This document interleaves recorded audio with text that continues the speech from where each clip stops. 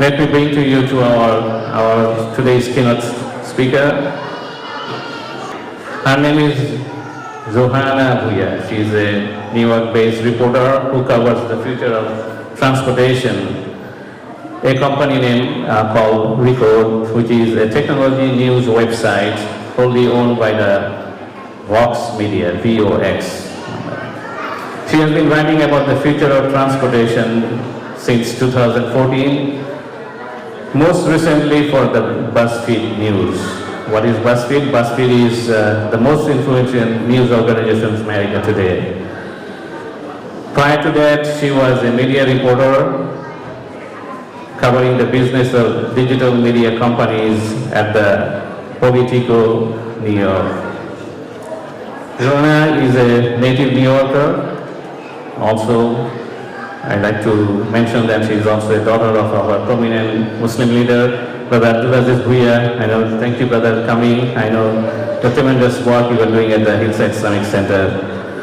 She has purposely attended Lehigh University in Pennsylvania in order to receive the best education the country can offer in journalism, where she studied journalism as well as global and religious studies. The journalism program at Lehigh is so robust and rigorous that shortly after she graduated with a BA in journalism, Johanna had the opportunity to intern at the World Policy Institute flagship publications, which is known as the World Policy Journal. While she was at Lehigh 3 semesters, she served as the editorial board of the Lehigh Students newspaper. You all know one of the oldest in the country, the Brown and White. Dear graduating students and the brothers and sisters, it is my great pleasure to introduce to one of our talented Muslimah as our commencement speaker, Sister Johanna.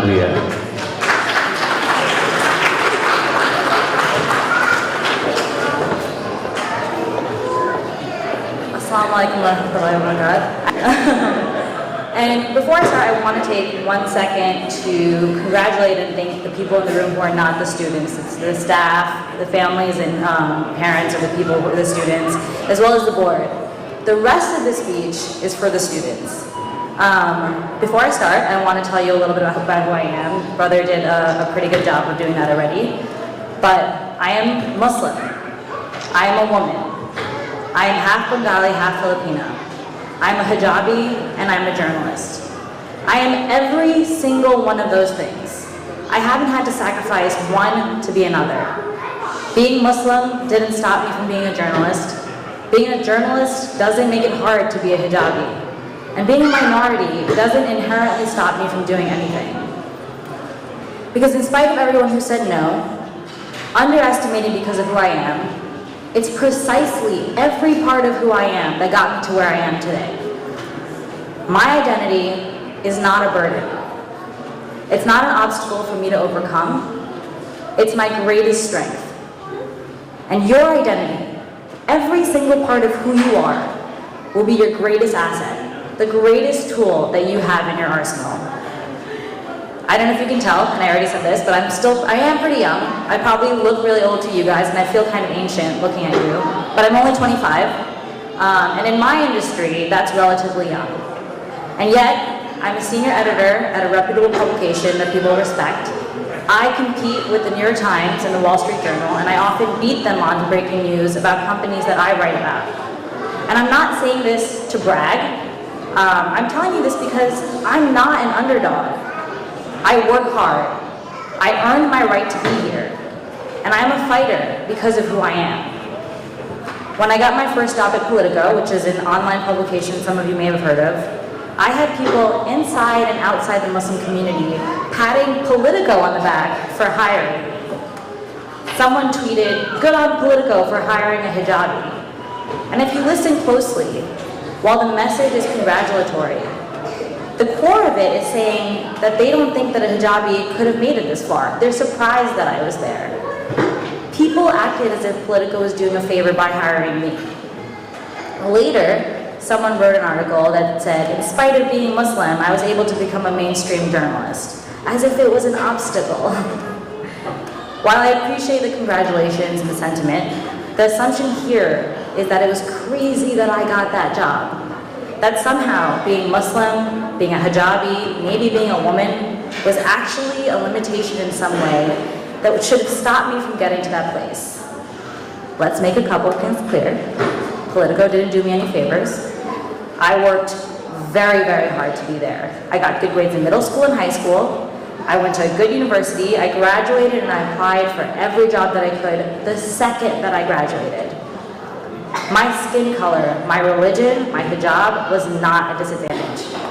I, in fact, am privileged because my parents worked hard to afford every luxury that they could, to support me in everything that I did, to let me go to a good school. And there are people out there who don't have that. I'm not an underdog. I'm fortunate. The point I'm trying to make here is that people will underestimate you just because of who you are. But I'm here to tell you that who you are is your greatest advantage. It's your greatest strength, and in fact, being different will get you further than being the same as everyone else ever will. I walk into a room full of journalists, and 40 of them are white men who dress the same. I walk in and people will notice me. Use it to your advantage. In life, there will be people today, tomorrow, yesterday, who will tell you that you can only go so far. They'll make you feel like your identity is a limitation, that because you are Muslim, a woman, black, brown, Hispanic, that you should limit your expectations. They'll call your dreams hopeless, your goals unrealistic, all because of who you are, who you were born as, what you were brought up as, your beliefs, your clothing.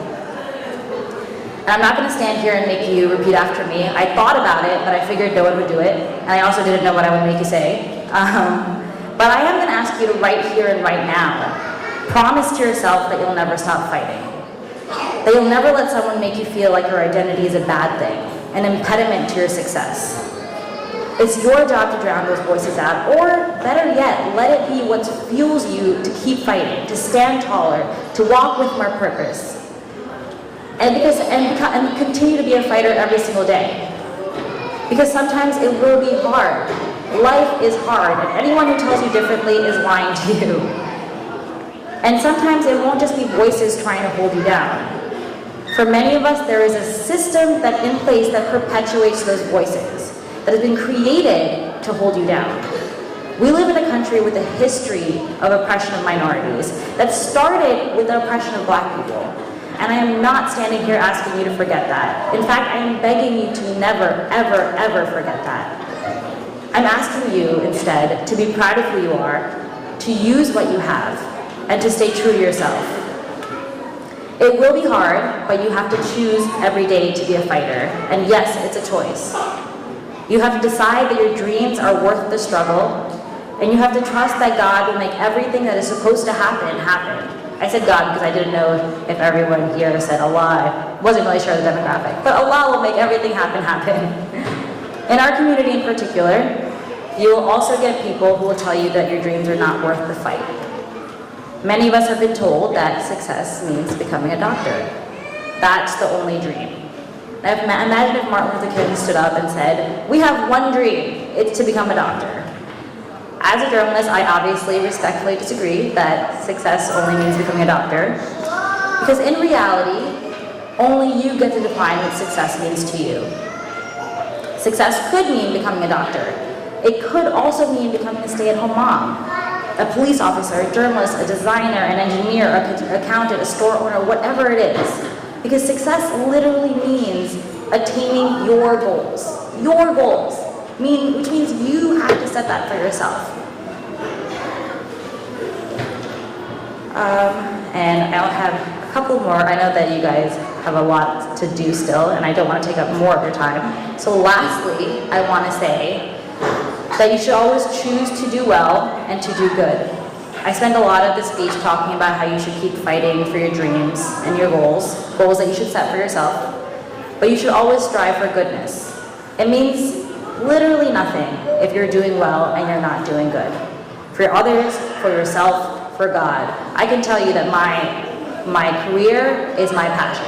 It's what I've wanted to do my entire life. But unless I am also, with every step forward in my career, making a step forward, or at least trying to make a step forward in my faith, there is a hole in your body. There is this gap that's missing.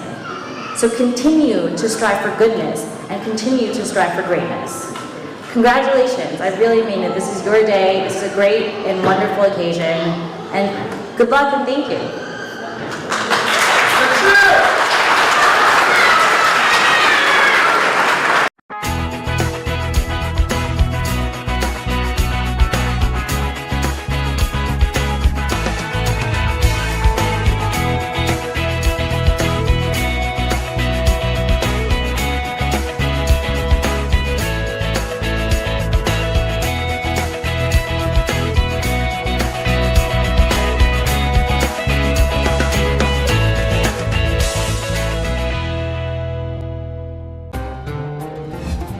ITV, Call of Peace, Save Humanity.